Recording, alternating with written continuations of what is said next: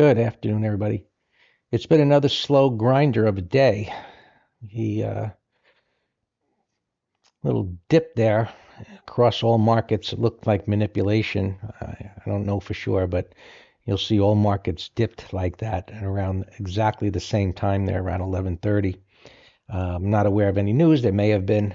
A lot of times you get that kind of reaction, but the takeaway here is that it ran the stops, down there at the low, and immediately came back again. So clearly, there's an institutional bias to buy the dip on any reaction at an area of support, even if it takes out the initial stops.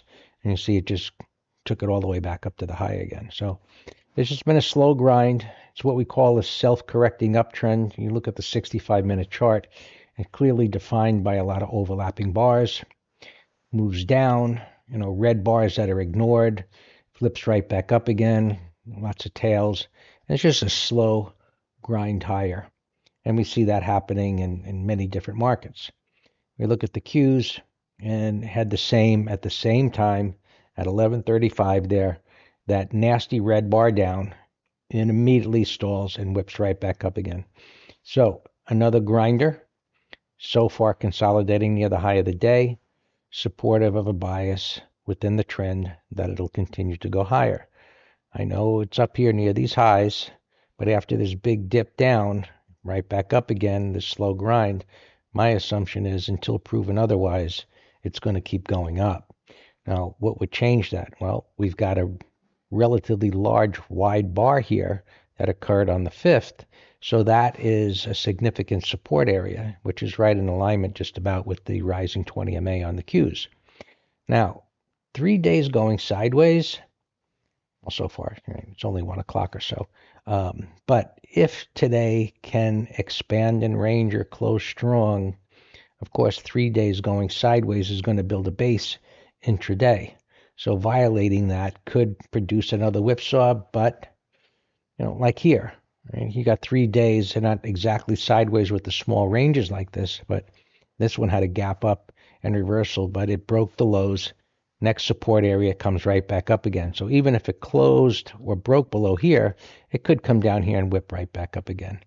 When things go sideways and they're relatively tight like this, you just got to go with what the trend is and just assume it's going to keep going up unless it gets proven otherwise, like I said. Now, looking at the Dow, had the same whipsaw to the downside, came back up. A lot of sideways bars here, well, 3, at this pivot. And I think if this can take this out, and generally the markets are moving up, the Dow could be the one that really gets a bigger bang for the buck, clearing these highs to be able to run up to 44,000 or so. Looking around other markets, we always look at IWM, which has been leading the way higher, but that's up at its 200 MA. It's stalled there. So we always look to the left on the 200, and we do see it was an area where prices broke down from. It's not a whole number, but it's stalled. So far, it's holding up relatively well. And you can see it had the same dip there at 11:35, and immediately it recovered.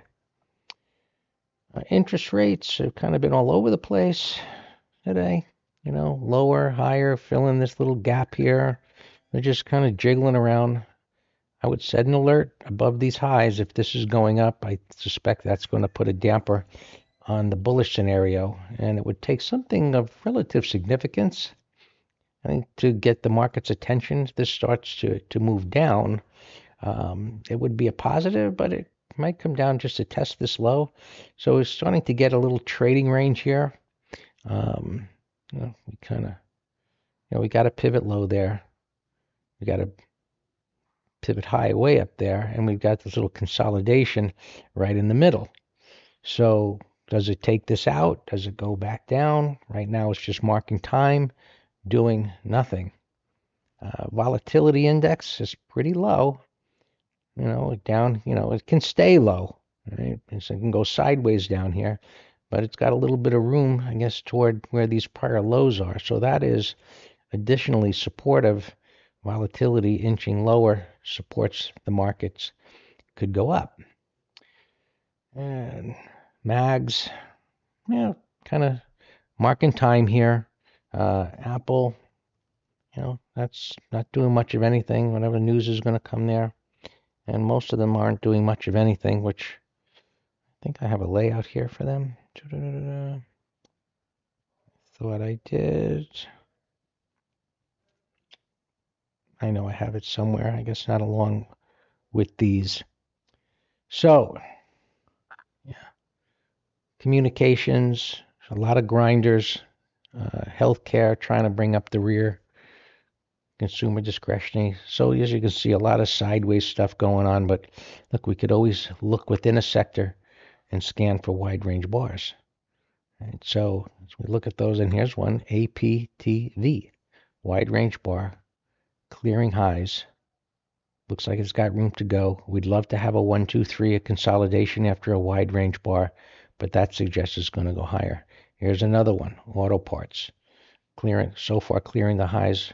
It's got congestion to the left. But look, strong move, consolidation. Right? It's not the ideal where it's got just plenty of room to run, but I like this part of the pattern. Don't like this part of the pattern. This hasn't been tested before, so you got to give it a little bit more respect versus if this had come up deeper into it and then declined. Nonetheless, it's got bullish price action here. Nike, right, that looks like one that could start to bring up the rear. You got a bullish 1, 2, 3 reversal. You got a weekly chart that's been going sideways for several weeks. Definitely one that's been beaten down and even had a little bit of a climactic run to the downside, which usually ends a decline, which has been going on, as you can see, for a few years. So that looks like it could certainly bounce. Some of these home builders are bouncing a bit, but they carry the risk of interest rates. If interest rates start to move up, these will come down. And I think, was it Lennar going to report earnings? Yeah, Lennar is going to report earnings on the 16th. That's coming up to a prior resistance area. So what else is doing well today? Oil stocks, right, which we pointed out the bottom in USO over the last couple of weeks, that bottoming out. And when it broke out, we covered that pre-market. Semiconductors moving up. AVGO reported earnings. That pulled back. Got a buy set up there. We'll see where that closes and consolidating near resistance.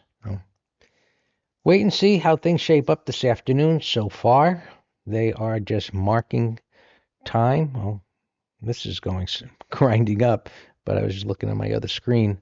You can see the Qs just marking time there, going sideways, looking like they're going to break out to go higher. So we'll see how it always flushes out in the end. So biases, they're going to go higher until proven otherwise. If you have questions, email us, Greg and Dan at Master Trader.